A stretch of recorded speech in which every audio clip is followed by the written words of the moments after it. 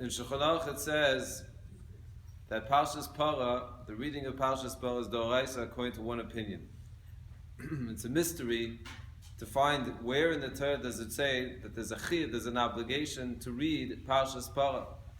Parshas L'Mashal comes to Zecha Amalek. It says Zocha Sashas Alcha Amalek, and the Gemara says and learns out that there's an obligation to remember and to hear every single day, technically, what Amalek did. Parshas Para, nowhere in the Torah does it say there's an obligation to read Parshas Para. It's a mystery. Until the Malbim came and said such a beautiful idea, there's other explanation, but the Malbim says the following. He says, really, it's not Parshas Para.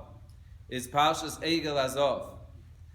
Really, what we're supposed to remember, and this is one of the zechiros that you have in the back of the siddur, in some siddur, in the art school siddur, and that is to remember the sin of Egel Azov, where the Rebbeinu Shalom was so kind, and he loves us so much, and he said, I don't want it to be such a shameful mitzvah. So he called it Parshas Para.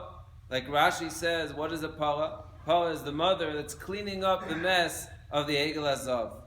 But what comes out from this Malbim is something fascinating, that every single day technically we're supposed to remember, and at least once a year that's what we do publicly, is remember Chet Egel Azov.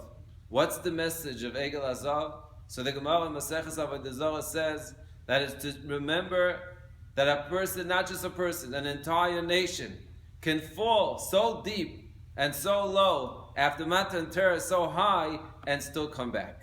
And really, if that comes out, which is what the Chinuch says, is that Parshas Para is a chizuk in understanding that a person could cleanse no matter how low, even Tumas Meis, which is really the highest level of Tumah, where a person is so disconnected, like the Baal Shem Tov says, the end of the word Tameh, and in the end of the word Chet is a little Aleph.